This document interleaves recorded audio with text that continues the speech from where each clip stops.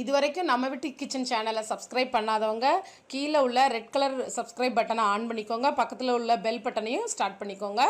This is my humble request. உங்களுக்கு என்னோடய videos உடனே வரும்.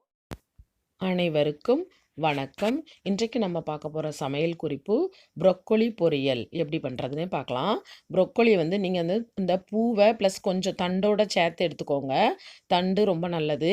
அப்புறம் இதை கொஞ்சோண்டு தண்ணியில் கொஞ்சம் உப்பு போட்டுட்டு, ஒரு ஸ்பூன் உப்பு போட்டுட்டு நல்லா ஒரு 5 நிமிஷம் ஊற வச்சுட்டு, அப்புறம் நல்ல தண்ணியில் ஒரு 2-3 தடவை வாஷ் பண்ணி எடுத்துக்கோங்க. இப்போ நான் கேஸில் கொஞ்சம் அடிகனமான பாத்திரமாக வச்சுருக்கேங்க. அது நல்லா சூடாயிட்டு இப்போ நான் 2 ஸ்பூன் சால்டட் பட்டர் யூஸ் பண்ணியிருக்கேன். நீங்கள் ஆலிவ் ஆயில் யூஸ் பண்ணலாம், அப்படி இல்லைன்னா நார்மல் குக்கிங் ஆயில் யூஸ் பண்ணலாம். ஆலிவ் ஆயில் அண்டு பட்டரில் இதோட டேஸ்ட்டு ரொம்ப நல்லாயிருக்கும். இப்போ நான் ப்ரொக்கோலியே போட்டிருக்கேன். ப்ரொக்கோலி நான் ஒரு 250 கிராம் யூஸ் பண்ணியிருக்கேன். இப்போ நல்லதை கிளறி விட்டுருங்க.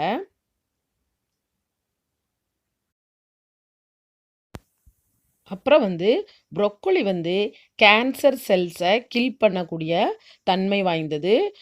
அதனால் ஸ்பெஷலாக கேன்சர் பேஷண்ட் இந்த ப்ரொக்கோலியை வாரத்தில் 3 அல்லது 4 நாள் இந்த மாதிரி பொரியல் பண்ணி சாப்பிடுங்க. ஆக்சுவலி அதாவது வெறும் பட்டர் அண்ட் பெப்பர் போட்டால் போதும். பெப்பர் அண்ட் சால்ட் அவ்வளோதான். வேறு எதுவுமே நீங்கள் இதில் ஆட் பண்ணக்கூடாது. இப்போ நான் கொஞ்சோண்டு தண்ணி ஸ்ப்ரிங்கிள் பண்ணியிருக்கேன். கொஞ்சமாக ஒரு 1/4 டம்ளர் தண்ணி லைட்டாக மேலே தூவிட்டு நான் இப்போ இதை மூடி வச்சு குக் பண்ண போகிறேன். இந்த மூடி அடிகனமான லிட்டு மூடி. அதனால் இந்த மாதிரி பாத்திரம் பார்த்துக்கோங்க. நல்லா ஹெவியாக இருக்கணும். ஸோ உங்களுக்கு அடியும் பிடிக்காது, அதே சமயத்தில் நல்லா ஸ்டீம்லேயே அது குக் ஆகும். அப்புறம் இதில் இன்னொரு மெத்தட் இருக்குது. நீங்கள் பாயில் பண்ணிவிட்டு அதில் பெப்பர் அண்ட் சால்ட் போட்டு சாப்பிட்டுக்கலாம். பாயில் ஓவர் குக் பண்ணக்கூடாது. அப்புறம் இது குழந்தைங்களுக்கும் ரொம்ப ரொம்ப பிடிக்கும். குழந்தைங்களுக்கு நீங்கள் இதை ரெடி ஆனதுக்கப்புறம் நீங்கள் என்ன பண்ணணுன்னா, கொஞ்சோண்டு மயோனைஸ் போட்டு கொடுத்தீங்கன்னா அவங்க ஒவ்வொரு பூவாக எடுத்து அதில் டிப் பண்ணி சாப்பிடுவாங்க. ரொம்ப யம்மியாக இருக்கும். அடிபுடின்னு போயிடும். இது ரியலி இன்னொன்று இது நீங்கள் நினைக்காதீங்க இது எப்படி இருக்கும் டேஸ்ட்டுன்னு. ரொம்ப சூப்பராக இருக்கும். நீங்கள் ட்ரை பண்ணுங்கள். ரொம்ப டேஸ்ட்டாக இருக்கும். அதாவது அந்த வெஜிடபிளோட ரியல் டேஸ்ட்டை நீங்கள் அதுவும் பட்டர் போட்டு சாப்பிட்டிங்கன்னா ரொம்ப ரியலி அவ்வளோ ஒரு யம்மியாக இருக்கும்.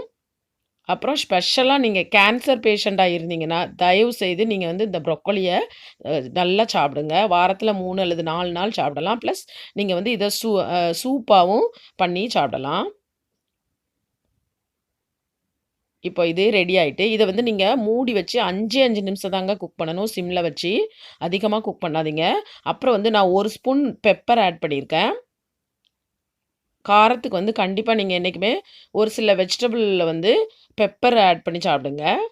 அப்புறம் நீங்கள் தயவுசெய்து இதில் நார்மலாக நம்ம யூஸ் பண்ணுற சீரகம், பச்சை மிளகாய், தேங்காய், இந்த வெங்காயம் அந்த மாதிரிலாம் யூஸ் பண்ணிடாதீங்க.